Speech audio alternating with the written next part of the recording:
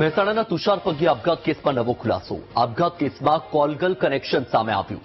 કોલગલના દલાલે અદાવત રાખીને મૃતકને માનસિક ત્રાસ આપ્યો હતો. દલાલ કોલગલનો મામલો પરિવાર સુધી પહોંચાડવાની ધમકી આપતો હતો.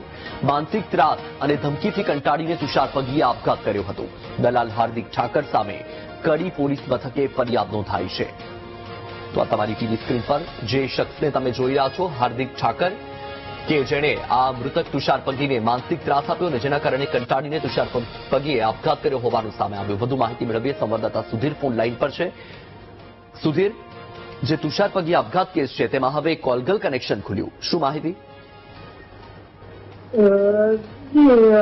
કોલગલના ચક્કરમાં ફસાયેલા યુવકે કેનાલમાં ઝંપલાવ્યું હતું.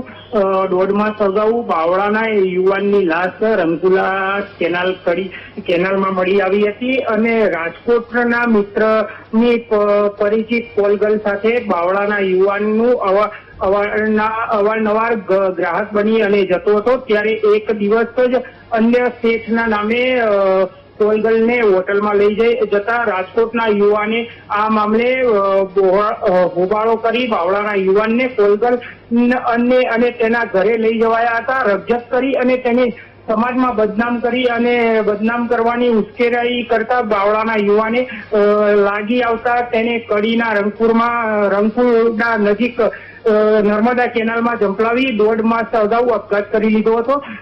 આ મામલે કડી પોલીસે મોબાઈલ કોલ રેકોર્ડ અને વોટ્સઅપ ચેટના આધારે રાજકોટના યુવકની દોષણ ગુનો નોંધી અને તપાસ હાથ ધરી હતી. બિલકુલ, માહિતી બદલ આભાર.